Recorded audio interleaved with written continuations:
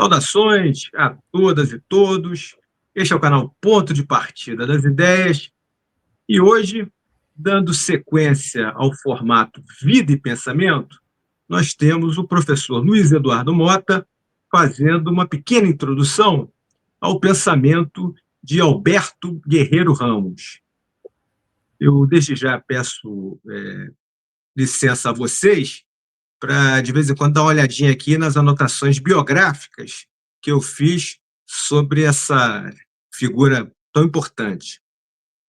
O Alberto Guerreiro Ramos, ele nasceu em Santo Amaro da Purificação, na Bahia, em 1915, e faleceu em Los Angeles, nos Estados Unidos, em 1982. Ele foi sociólogo, militante de movimentos negros, mas, sobretudo, um professor universitário.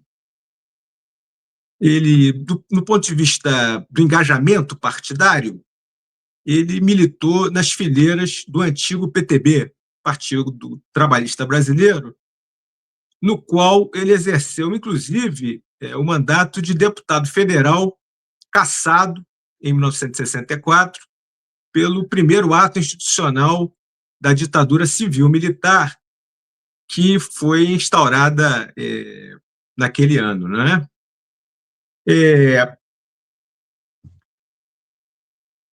A gente pode sublinhar também a participação dele no Teatro Experimental do Negro, que foi uma companhia de repertório criada por Abdias do Nascimento e composta por atores e técnicos afrodescendentes que faziam montagens teatrais com abordagens antirracistas. De todas as esferas de atuação do Guerreiro Ramos, eu acho que a mais marcante talvez tenha sido o esforço dele no sentido da criação de uma ciência social de características nitidamente nacionais.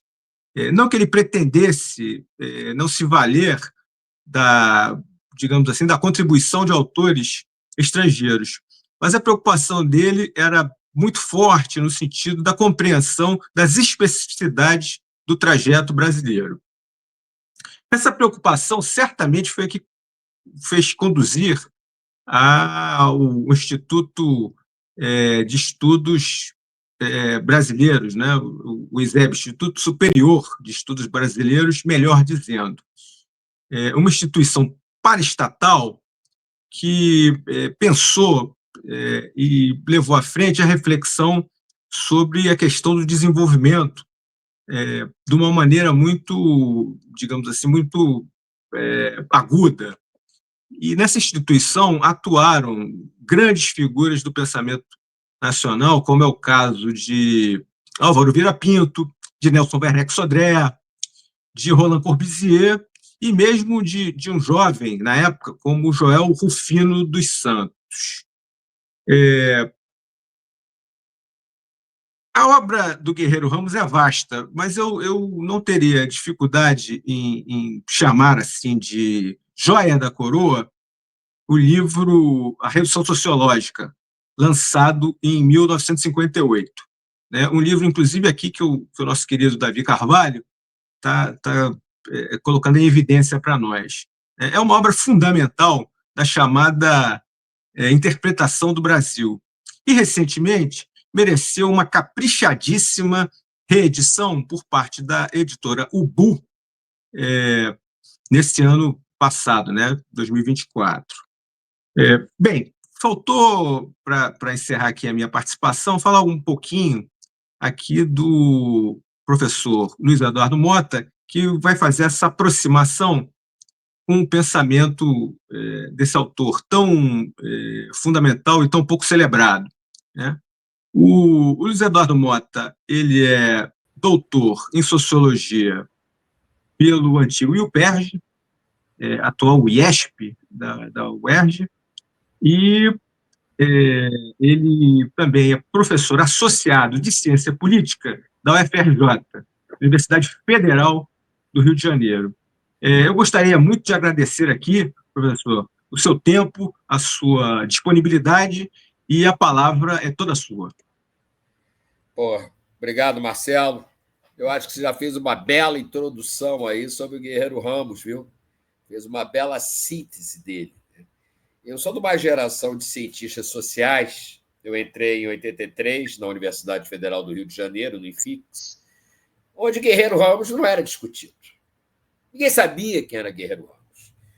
Acho que as nossas referências à época era muito mais o pessoal de São Paulo, Florestan Fernandes, Fernando Henrique Cardoso, Francisco Verfort, Ottaviani, e mais alguns autores também presentes aqui no Rio de Janeiro, do antigo UPERJ, ou do Museu Nacional, toda aquela geração lá do Vanderlei Guilherme, Roberto da Mata, Luiz Werneck Viana, entre outros.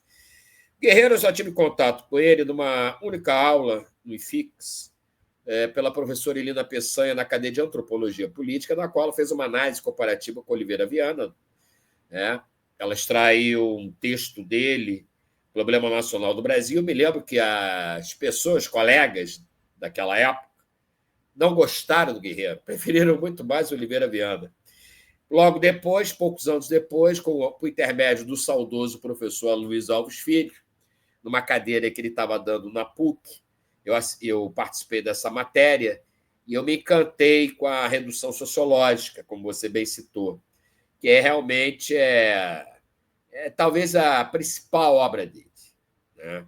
Não que as outras sejam menos importantes, mas é talvez a sua principal referência naquilo que eu falo, né? Um verdadeiro recorte, uma linha de demarcação, melhor dizendo, em oposição à sociologia que estava se criando em São Paulo, na Escola Sociológica Paulista, que tinha a grande liderança Florestan Fernandes, uma sociologia universal. Guerreiro Ramos, não que ele estivesse criando realmente uma sociologia nacional, mas sim a partir de uma incorporação dos elementos da fenomenologia alemã e francesa, lembrando que ele era um leitor do Heidegger, Karl Jasper, Sartre, Karl Mannheim, Hans Freyer, que é uma grande referência dele, trazer esses conceitos de matriz europeia, sobretudo da Europa, mas lapidá-las, né, para pensar a realidade brasileira. Não aplicar mecanicamente essas referências teóricas externas à nossa realidade. Por isso que eu tenho uma discordância quando falo que ele é um autor decolonial ou pós-colonial, seja como for. Ele sempre se intitulou um autor anticolonial, era o termo da época, e um pós-marxista. Para ele, o ponto de partida era Marx, não que ele fosse um marxista, mas era o ponto de referência para, digamos, pensar, né, incorporar, né, as suas contribuições, como os demais autores que vão seguir Marx. Particularmente, Max Weber e Durkheim são dois autores dos quais ele vai ter também uma incorporação na obra dele, sobretudo Weber, né, se comparado a Durkheim. Como você bem falou, ele nasceu na Bahia, veio para o Rio de Janeiro no contexto do governo Vargas, dos anos 30, vai trabalhar no DASP. O DASP, que era o órgão de recursos humanos, primeira vez que se cria um órgão de recursos humanos no Estado capitalista brasileiro. E depois o DASP vai se tornar a Fundação Getúlio Vargas. E ali ele vai ser incorporado à FGV, na Escola Brasileira de Administração Pública. Vai trabalhar na assessoria econômica, o intermédio, certamente, convite do Rômulo Almeida, que também era membro da Fundação Getúlio Vargas, na assessoria que vai estar ligada ao segundo governo Vargas. Bom, para ele, a grande referência política brasileira foi Getúlio Vargas. Inclusive, ele dedica o livro O Mito e Verdade da Revolução Brasileira à memória de Getúlio Vargas. Logo depois, ele vai para o IBESP, e o IBESP vai ser o preâmbulo do ISEB. Como você bem tocou, o ISEB vai incorporar intelectuais de cunho nacionalista e desenvolvimentista. Ao lado dele, o Nelson Werneck Sodré, Roland Corbusier, Álvaro Vieira Pinto, Hélio Jaguaribe, Cândido Mendes e o Inácio Rangel, que inclusive foi tratado aqui pelo meu camarada Elias Jabbour, camarada do Partido Comunista do Brasil. Embora o Inácio ele fosse uma figura talvez não, digamos, fixa no quadro do ISEB, mas ele atuava ativamente no ISEB, como outros, né? Domar Campos, Gilberto Paim, e teve palestrantes como Leandro Conder, ali o Carlos Nelson Coutinho foi aluno do ISEB, e você falou também do João Rufino dos Santos, é uma nova geração que vai entrar na década de 60, ora por intermédio do Nelson Werneck Sodré, com quem o João Rufino trabalhou, juntamente com o Pedro Celso Shoa Cavalcante, que vai ser um dos fundadores do PTB-PDT do Brizola, e também do Rubens César Fernandes, que depois vai trabalhar no Museu Nacional, e o Vanderlei Guilherme dos Santos Carlos Estevão Martins, com o professor Álvaro Vieira Pinto. Vão ser assessores, pesquisadores da instituição. Nesse contexto da década de 60, é importante frisar que o Guerreiro rompe com o ISEB. A partir do polêmico livro lá do Hélio Jaguaribe, ele rompe com o ISEB. O Hélio Jaguaribe vai ser defenestrado. E o Guerreiro Ramos vai romper com o ISEB e vai demarcar umas linhas de posição críticas ao ISEB, sobretudo ao Álvaro Vieira Pinto, na primeira metade da década de 60. A meu ver, junto com a redução sociológica, para mim, diria, a espinha dorsal da obra dele. Não, mais uma vez, que não seja importante os demais livros. Incluiria, por exemplo, ao lado da redução sociológica, o livro A Introdução à Crítica à Sociologia Brasileira, onde tem dois livros contidos nesse volume, que é a Crítica à Sociologia Brasileira e o Cartilha de Aprendiz de Sociólogo. É importante, como você frisou, ele trabalhou com a questão negra, inclusive onde está presente essa questão negra, do racismo, a questão racial aqui no Brasil, nessa obra. Tá? Logo em seguida vai ser a redução sociológica, que é a grande contribuição, eu diria, teórica dele. É uma grande imaginação, como diria o Wright Mills. Guerreiro Ramos tinha uma grande imaginação sociológica, coisa que eu não viria aquele contexto, ainda que fosse importante, Florestan. Eu acho que, para mim, o Florestan vai ter a sua grande obra já posterior, vai ser em 66, que ele vai começar a desenvolver a Revolução Burguesa do Brasil, que vai ser escrita ao longo dos anos 60 até a publicação na década de 70. Tá? É importante que o livro da redução sociológica ele vai polemizar ali com o Florestan Fernandes e também numa outra polêmica com o Jacó Gorender, o jovem Jacó Gorender, que ele reconhece méritos do Jacó Gorender, mas critica o Jacó Gorender por um certo dogmatismo teórico e político. Lembrando que o Guerreiro vai ser um grande crítico, né, do Partido Comunista do Brasil, Partido Comunista depois brasileiro, e, por tabela, o grupo dissidente também que vai se formar, o PCdoB. Né? Ele criticava muito sobre o centro era o PCB, por trazer, importar modelos teóricos e históricos para uma realidade particular, que é a realidade brasileira. Por isso que a redução sociológica é importante, ele pesca elementos da fenomenologia e incorpora, embora ele nunca divulgou ser um fenomenólogo, mas ele nunca negou a influência desses autores. Então, é lapidar esses conceitos. Como ele fala, é que nem pegar um minério e você transformar esse minério, essa matéria-prima. Então, a matéria-prima vem de fora, muitos desses conceitos, categorias, mas transformá-las à luz da realidade brasileira.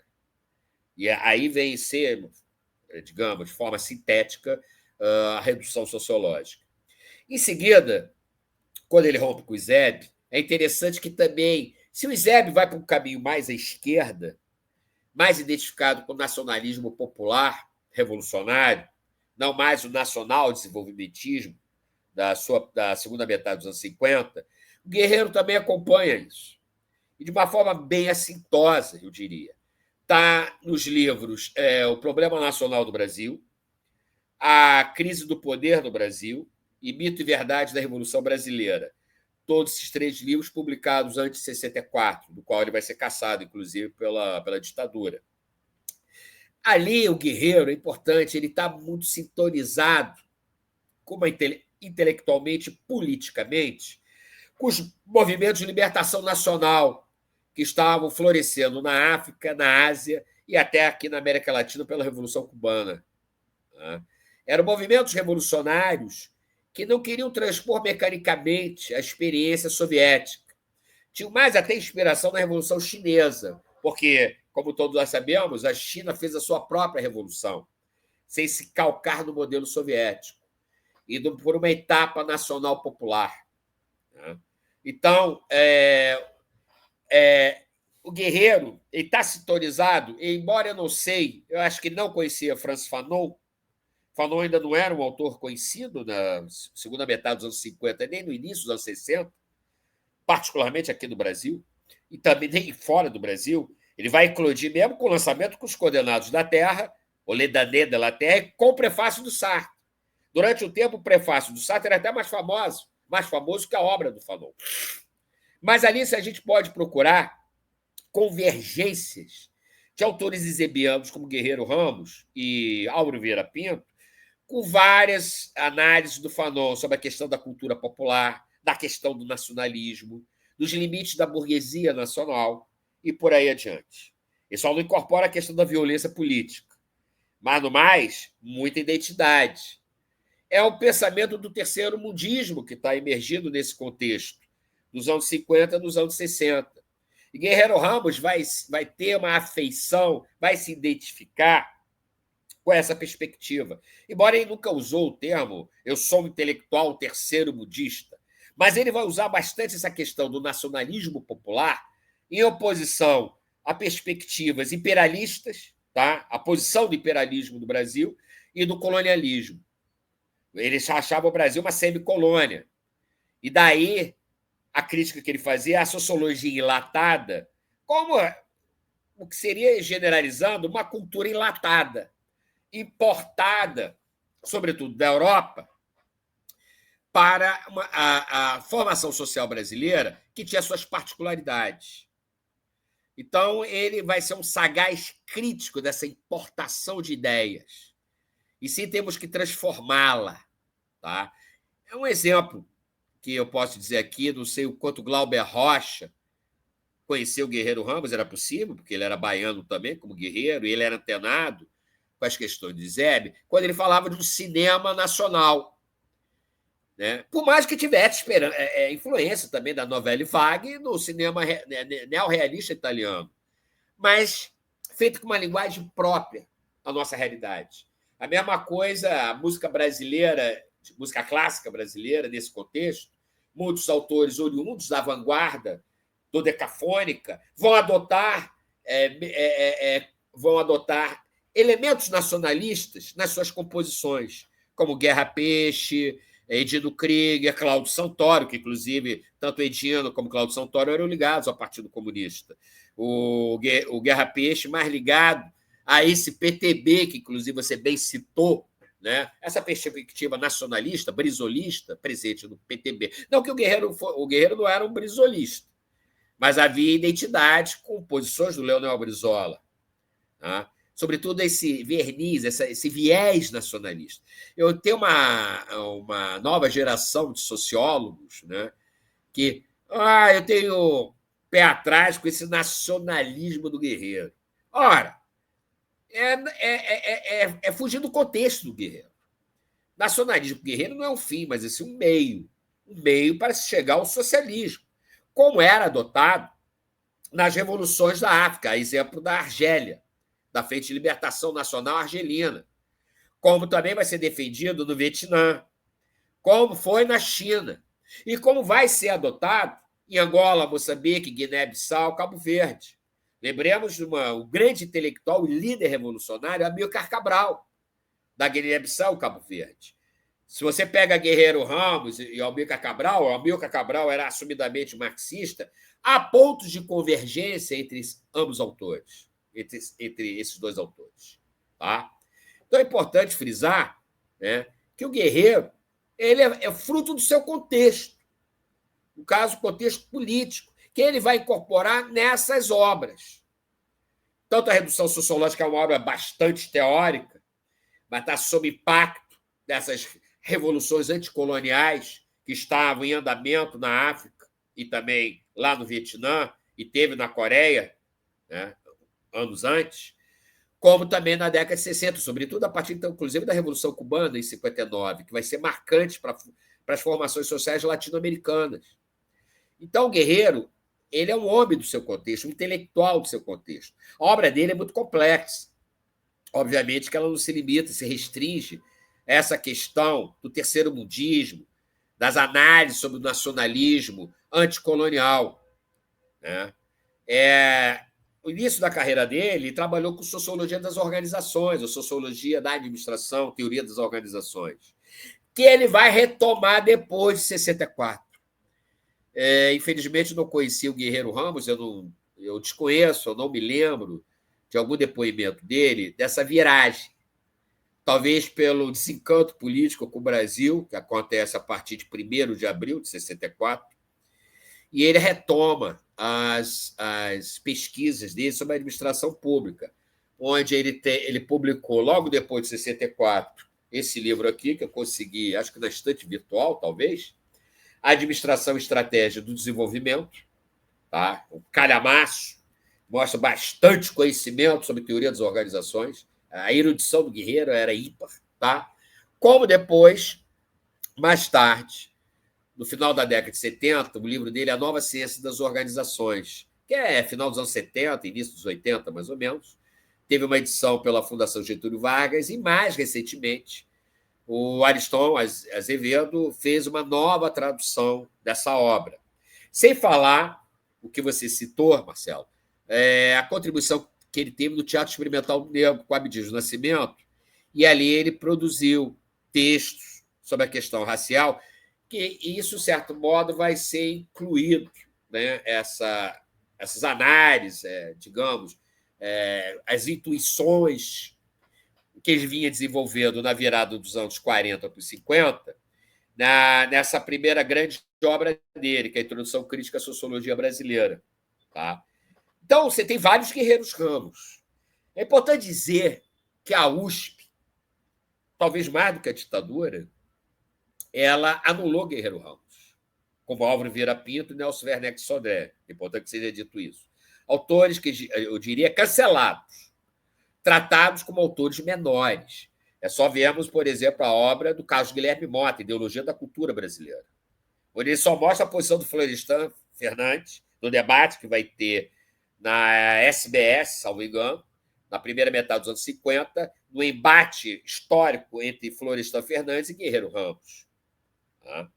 Como na obra do Caio Navarro Toledo, ISEB, Fábrica de Ideologias. É importante dizer que o Caio Navarro vai mudar a sua posição anti-isebiana para uma posição mais simpática ao ISEB no início deste século, numa coletânea que ele organizou sobre o ISEB.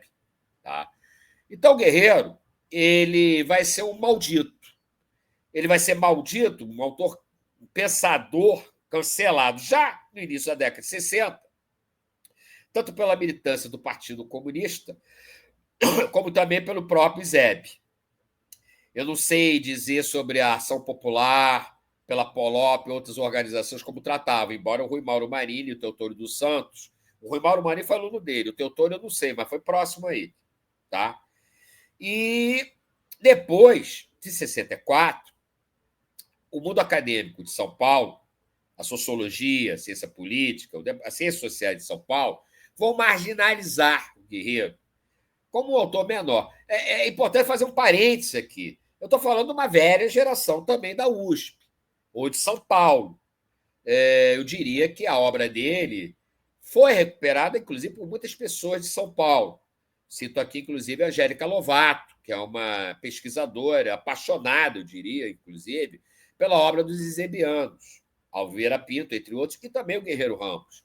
E outros cientistas sociais de São Paulo que recuperaram a obra do Guerreiro. Em Minas Gerais e outros lugares. Da nova geração, além do Ariston, que eu citei aqui, tem o Edson Bariani, entre outros, que a gente pode achar na estante virtual já no início da primeira década deste século, na primeira década, assim, do início até o final dela, já havia um conjunto de trabalhos sobre a obra desse grande pensador brasileiro. E que vão seguindo. Hoje, agora mesmo, Marcelo abriu o Google, vários textos sobre Guerreiro Ramos, de uma nova geração. A maioria, sou sincero, não conheço. Mais recentemente, o João Marcelo Maia publicou um livro sobre Guerreiro Ramos, que é uma coletânea de artigos dele, sobre Guerreiro. Também cito aqui da nova geração o Ricardo Chiota, no livro dele sobre a Revolução do Brasil, onde ele dedica muitas páginas sobre Guerreiro Ramos, e também uma bela resenha que ele fez sobre Mito e Verdade da Revolução Brasileira, que saiu naqueles Cadernos da IBAP, acho que é o nome dessa revista, é a revista lá da IBAP, né? Que é do Cielo, inclusive, que é o livro proibido de Guerreiro Ramos. Então, felizmente, o Guerreiro se mantém vivo. Eu até, sem modéstia, eu fui um dos pioneiros disso. Não fui o primeiro, obviamente. Até o Renato Ortiz, com o Izebe, e já fazia paralelo com o Francis Fanon. Ele fez com o Álvaro Vieira Pinto e Fanon. Eu fiz com o Guerreiro e Fanon. E isso já na minha dissertação de 1994, sobre a revista Civilização Brasileira e a Tempo Brasileiro. Essa última, inclusive, Guerreiro foi um colaborador na primeira fase dessa revista. E, posteriormente, quando eu publiquei o texto em 2000, ele foi escrito em 96, mas foi publicado em 2000, o Izebe no Banco dos Réus, onde eu recupero lá o Guerreiro e faço uma crítica irônica aos seus críticos. E, em 2010, um dossiê muito bom, que saiu pela revista Organizações e Sociedade, onde eu contribuí com um texto sobre a política do Guerreiro, que depois foi publicado na UNAM, e no México, em espanhol, que é exatamente tratando da obra Mito e Verdade da Revolução Brasileira. E agora, mais recentemente, saiu pela revista Esquerdas, lá do Chile, está em português, 3 perspectivas sobre a Revolução Brasileira. Nelson Werneck Sodré, Guerreiro Ramos e Muniz Bandeira. Isso vai sair numa coletânea, em breve, sobre o ISEB, organizada por mim, Júlio César Veloso e Silvio Almeida. Sim, o ministro Silvio Almeida, grande camarada. E o Júlio César Veloso também, meu camarada de partido. É importante dizer que muita gente do PCdoB tem uma grande admiração pela obra do ISEB, seja Guerreiro Ramos, seja Álvaro Vieira Pinto, Roland Corbusier, Nelson Werneck. Tá? Então, vão estar presentes nesse livro. O texto até do Nelson Werneck é do querido amigo Marcos Del Roio. Né? Então, é importante ver esse resgate dos isebianos, seja Álvaro Vieira Pinto, Nelson Werneck, e, sobretudo, que eu tenho muito carinho, o Guerreiro Ramos. É importante dizer que, quando o Guerreiro foi apresentado pela professora Irina Pessai, ela não falou da cor dele. No meu imaginário, a figura primeiro veio de um homem branco, porque era comum nossas referências serem pessoas de etnia branca. O Aloysio Alves Filho foi o primeiro a citar a questão da negritude do Guerreiro. E isso me encantou mais ainda, porque eu achei, nossa, ele é um ponto fora da curva. E olha, você sabe, você conhece, eu trabalho muito com a perspectiva altusseriana, que é completamente oposta à fenomenologia, da qual o Guerreiro teve uma grande inspiração. Mas isso nunca me impediu de admirar a criatividade desse pensador brasileiro. Né? Eu acho que o Florestan virou patrono, né, da sociologia no Brasil, das ciências sociais, no Congresso. Mas eu diria que, para mim, ainda o grande patrono, com todo respeito a esse grande intelectual que é Florestan, foi Guerreiro Ramos, pela iniciativa que ele teve de pensar o Brasil a partir de conceitos originais, no sentido que ele transformava esses conceitos, oriundos de Marx, Mannheim, Weber, seja como for, à luz da realidade brasileira, aplicabilidade delas. E, segundo, o aspecto dele, né, de identidade, com esses movimentos de libertação nacional que estavam acontecendo na África, na Ásia, e também estavam começando a se desenvolver na América Latina. Tá? Isso, há uma convergência dele com alguns autores aqui da América Latina, naquele contexto, e eu desconheço qualquer contato dele com esses autores. Eu sei, sim, do Álvaro Vieira Pinto, com Hernandes Arreg, da Argentina. Mas, quando a gente pega as obras do Arreg, John William Cook, Rudolfo Puig Gross, mas, sobretudo, talvez um dos 2 primeiros, muita identidade dessa questão nacional, anti-imperialista e anticolonialista. E essa identidade com o terceiro mundo, que o Cook chamava de terceira posição, e o Arreg já não tratava nem de terceira posição, é terceiro mundo mesmo, que hoje é sul global. Então, quem trabalha com a questão do sul global e pensa no Brasil, o autor que pensou isso, tem que buscar Guerreiro Ramos. Ele, sim, é uma grande fonte de inspiração para todos nós. Eu não sei se já está suficiente aí, não sei quanto tempo eu já falei aí, Marcelo. Tem quanto tempo já? Não, tranquilo. Não há problema nenhum, não. Se você quisesse até prosseguir, mas eu acho que foi uma boa. Você fez uma recuperação do itinerário cultural, né, quase que esquecido, né, de vários autores aí que, digamos assim, são quase cancelados, né, Foi. que, né, que precisam ser. Que a gente precisa lançar luz de novo sobre os trabalhos desses autores. Né? Eu mesmo, por exemplo, estava falando aqui, você citou aqui vários trabalhos do Guerreiro Ramos que eu não conhecia, que agora me aguçou a curiosidade. Vou Qual que você atrás não deles. conhecia, por exemplo? Esse que você falou aí dessas reflexões sobre a Revolução Brasileira, Ah, né? tá. Eu comprei tudo em sebo, Marcelo. Na época, a gente achava em sebo isso. É, Agora, talvez, os olhos da cara na estante virtual. Né? E, infelizmente. Foram publicados, inclusive, 2 deles pela Zahar, antiga sim, editora Zahar, que sim. é A Crise do Poder no Brasil e o Mito e Verdade da Revolução Brasileira, que, posteriormente, foi publicado pela editora Insular, do Uhum, Nildo Orix. Inclusive, o prefácio do Ariston, e eu não conhecia o Ariston na época, e fiquei muito orgulhoso dele citar esse meu artigo, que ele conheceu por intermédio desse dossiê sobre Guerreiro Ramos, de 2010, na revista Organizações e Sociedade, e ali ele falou um texto assim, interessante, porque eu acho que foi o primeiro a tratar dessa temática do terceiro mundo na obra do Guerreiro Ramos. Eu desconheço que outra pessoa tenha tratado antes, mas se tratou, eu vou incorporar e falar disso, porque eu não fico uhum, escondendo pessoas, não. Porque hoje é muito comum, né? As gerações, sobretudo que seguiram a minha, descobriram a pólvora. Mas a pólvora já tinha sido descoberta por outros pensadores, outros pesquisadores, e são omitidos nas citações. Omitidos. Ou omitidas, caso sejam pesquisadoras também. Então, mas é um encanto, né? Ver o guerreiro ser recuperado. Você mesmo falou que a redução sociológica agora está na sua 4ª edição. Eu tenho a 2ª edição pela Tempo Brasileiro e a 3ª edição, que foi pela FRJ. Juro para você, eu nunca vi essa edição. Sei que ela existe, inclusive cheguei a achá-la na estante virtual com um preço muito alto. Agora o Bu publicou, tem um texto do Frederico Lustosa ali, e tem mais sim. também um pós-fácil. Tem Né? várias coisas interessantes aqui, eu estou com ele aqui na mão, muito bom. Tem inclusive, o texto do Jacob Gorender, né? Sobre Sim, as que correntes está presente sociológicas do também. Brasil. Essa É, edição, ela praticamente reproduz a edição da Tempo Brasileiro, que incluiu a, aquele prefácio dele, né, de 2ª edição, que ele fica batendo no Gorender e do Florestan, e tem como anexo o texto do Florestan e de outras pessoas lá. sim. Inclusive do grande intelectual paraense, que está me dando branco agora, Benedito Nunes. Benedito Nunes. Benedito Nunes.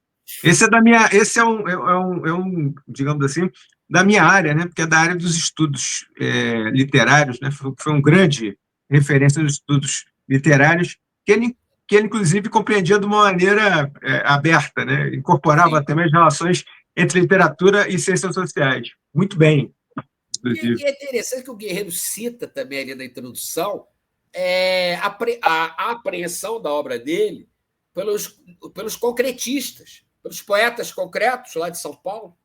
Ele fala isso, acho que é o Mário Chimi, eu esqueci o nome desse concretista, e ele cita ele. Né? Eu também gostaria de saber, eu teria que dar uma olhada na obra do Paulo Freire, se o Paulo Freire trabalhou à luz também da perspectiva do guerreiro. Né? Porque eu sei que o Paulo Freire teve influência zebiana. Sim. Eu já vi cobrarem do Paulo Freire não ter falado do Fanon. Mais uma vez, Fanon não era um autor conhecido em 1960, 61, e no Brasil e fora do Brasil. Ele vai ganhar projeção ao longo dos anos 60, com a incorporação do pensamento dele pela luta armada. Muitos grupos revolucionários vão reivindicar o Fanon. E a questão do nacionalismo do terceiro mundismo. Salvo engano, eu acho que Paulo Freire teve uma influência, uma leitura da obra do Guerreiro Ramos, mas aí tem que conferir isso. O que eu estou falando aqui é uma suposição, porque o Eusébio tinha grande peso. Quando eu falo do Eusébio, é que o Guerreiro não fosse do Eusébio em 61, 62, mas ele era, digamos, reconhecido, identificado. Ele é muito associado ao Eusébio, é impressionante. Ele é muito associado ao Eusébio, completamente. E é interessante que ele fala, né? Que ele não usava o termo cancelado, mas ele era o cara mais odiado do Brasil no campo da esquerda intelectual na primeira metade dos anos 60. E ele fala, quando ia dar palestras, tipo Colégio Pedro II, na época, como candidato a deputado federal. Sim. Ele chegava lá, foi cancelada a palestra de Guerreiro Ramos. Porra! Então, estavam boicotando o Guerreiro, vários setores da esquerda, inclusive, que hoje, felizmente, estão reconhecendo o seu legado, a sua importância, que realmente faz jus à grande contribuição que esse intelectual baiano carioca, que é importante também falar que ele morou muito tempo no Rio de Janeiro, desde o governo Vargas até o exílio dele.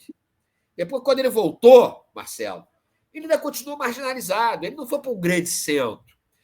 É importante até frisar aqui, a FGV, o pessoal da administração pública, foi o único núcleo intelectual que reconheceu a obra do Guerreiro. Nas ciências sociais, ele estava marginal. Ele vai acabar dando aula na Federal de Santa Catarina, que ainda não era um grande centro como se tornou. Né? Naquela época, ainda a Federal de Santa Catarina estava à margem. Eram muito poucos grandes centros naquela época. E ele não foi para nenhum. Ele poderia facilmente ter ido para um UPERJ naquela época, ser convidado pelo Cândido Mendes, Vanderlei Guilherme, porque ele tinha estofo para isso. Sim, claro. Ele não teria mestrado, doutorado, mas eu oriento doutorandos aqui nos Estados Unidos. A obra dele era realmente ímpar. É importante, muito peso, né, a obra dele, como um todo. Seja na sociologia da administração, ou teoria das organizações, seja na teoria sociológica aqui no Brasil, seja nas intervenções políticas e críticas ácidas que ele fazia. Né? Eu acho que é importante sempre recuperar esse legado dele. E agora, acho que já está recuperado, acho que a tendência é expandir mais, mas não reduzi-lo a uma perspectiva, ou, sobretudo, qualificá-lo como identitarista.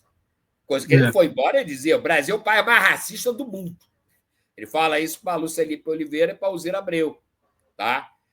Mas ele, por exemplo, reconhecia méritos na obra do Oliveira Viana, que era um homem também de origem afro, né? Era um homem pardo, mas tinha viés racistas na obra dele. Aquela população meridional. Mas, mesmo assim, o Guerreiro reconhece méritos criativos, mesmo nessa obra, do Oliveira Viana, se comparado ao Gilberto Freire, que ele achava que o Gilberto Freire fazia a mera transposição do que ele bate muito na antropologia estadunidense. Muito. É verdade. Ele tinha reconhecimento do Alberto Torres, que era o guru do Geisel. O Geisel dizia: tenho duas referências, Alberto Torres e Oliveira Viana. Muito coerente, inclusive, a perspectiva do governo Geisel, que era nacionalista de direita, mas tinha aquela visão, digamos, de desenvolvimento nacional. E o Alberto Torres era uma referência para o Guerreiro Ramos. Ao contrário da escola paulista, que sempre defenestrou, jogou pela janela esses ensaístas, O Guerreiro defendia o legado porque, desses porque a ensaiistas da crítica deles, Escravidão. né? A crítica deles era muito uma crítica metodológica, né? E esses autores eram autores, do ponto de vista metodológico, não estavam, digamos assim, dentro das normas, né, Sim, da melhor sociologia. Inclusive, curiosamente, o Guerreiro Ramos bate no Gilberto Freire também por isso, né, que ele considera também o Gilberto Freire um livre pensador, né, em vez de um sociólogo, digamos assim. tinha essas contradições. Essas contradições internas. Ele mesmo era contra a expansão da sociologia à torta e à direita. Ele sempre É, defendia que tinha que ser um núcleo mais fechado, trabalhando para o desenvolvimento nacional, engajado pelo desenvolvimento nacional, mas que a sociologia se tornasse internalizada pela população brasileira, no sentido pedagógico, as pessoas pensassem sociologicamente a nossa realidade, sem que por isso passassem pelos cânones acadêmicos.